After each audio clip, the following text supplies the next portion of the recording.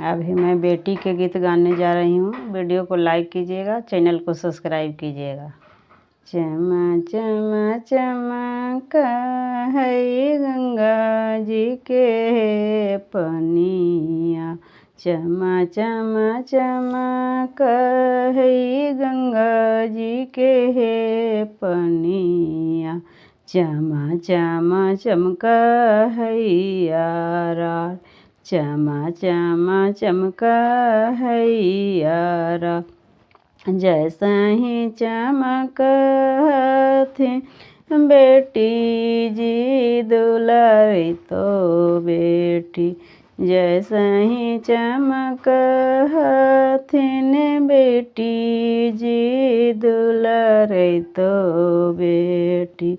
बैठल बेटी पापा जी को जान, बैठल बेटी पापा जी को जान। आसने पासने प्रभु जी भिंगालो रे चुंदरिया, सीने पसीने प्रभु जी भिंगालो रे चुंदरिया। मेरो मुख बेनिया है डोला, मेरो मुख बेनिया है डोला। हमें कैसे याजी धानी जी बेनिया है डोलाइयो, हमें कैसे याजी धानी बेनिया है डोलाइयो। बैठल हकहु पापा जी के जान, बैठल हकहु पापा जी के जान। एतना बचनिया जब सुनलन दुलारे तो भैया, एतना बचनिया जब सुनलन जी दुलारे तो भैया। निकाले लगलन पैकेट से रुमाल, निकाले लगलन पैकेट से रुमाल। हौ के लगलन बहिन के आपन, हौ के लगलन बहिन के आपन।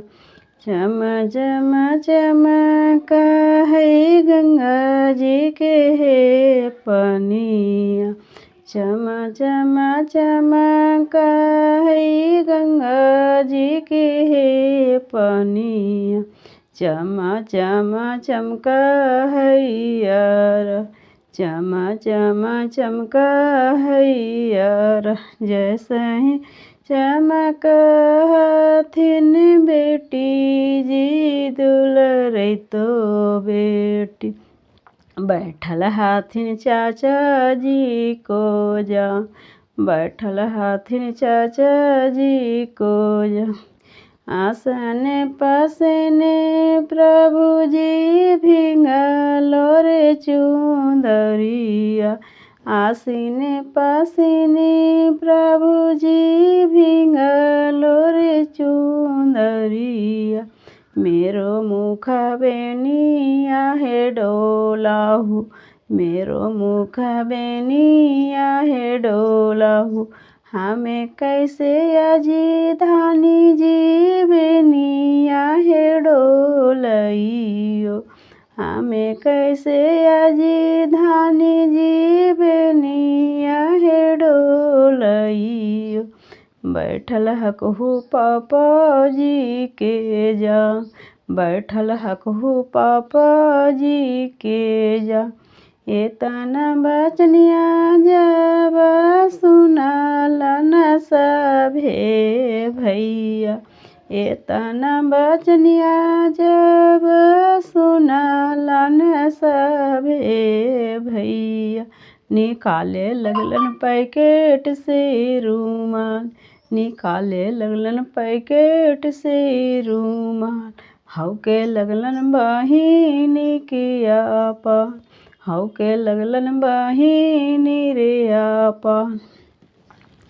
मेरा वीडियो अच्छा लगा तो चैनल को ज़रूर से ज़रूर सब्सक्राइब कीजिए।